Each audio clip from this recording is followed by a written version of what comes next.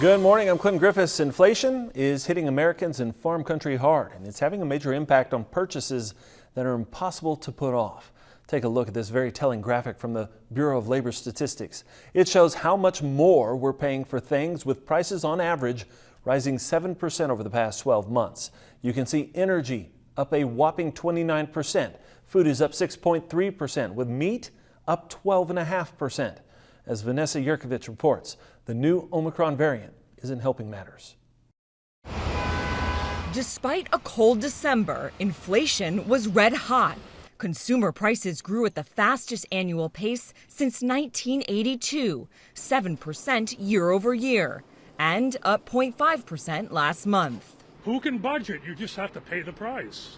Americans, on average, paying about $250 more for the same things they were buying a year ago. Gas topping the charts, up nearly 50% from a year ago. Same for furniture, up just over 17%, and food up 6.3%. What I used to buy, let's say last year, that would cost me around $50 in groceries, almost doubles right now. And at the pump, prices soared to over $4 a gallon in some states, prompting President Biden to release 50 million barrels of oil from the nation's Strategic Petroleum Reserve in November. Last month, gas prices dropped by 0.5%. But for this Lyft driver, he's still burning through gas to find customers and burning a hole in his wallet. And there's no business. You have to drive too many miles to make less money. You spend too much on gas. The gas is like double now, What I used to buy is now double. And the higher prices are even scaring some drivers away. Tommy Hondros owns this gas station in Lower Manhattan and says he used to have a line of cars. 150. 150. Look how many I have now. Nothing. One. It's insane. I used to have people come and fill up. Now they just, let me get $5. Let me get, I've seen $2 on a vehicle.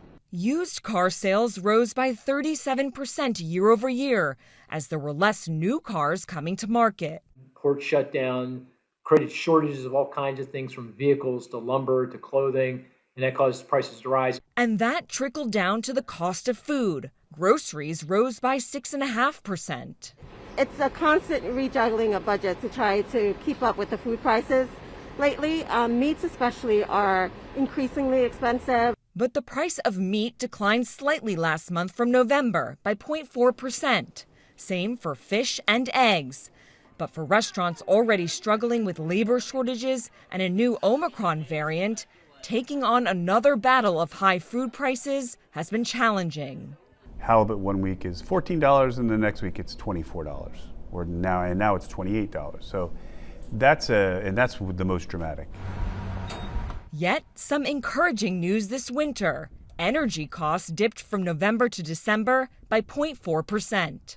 I think we're seeing the worst of the inflation now. I think Delta did a lot of damage. Of course, Omicron is going to hurt as well. I think by this time next year, the world should look a bit better. Inflation should be down.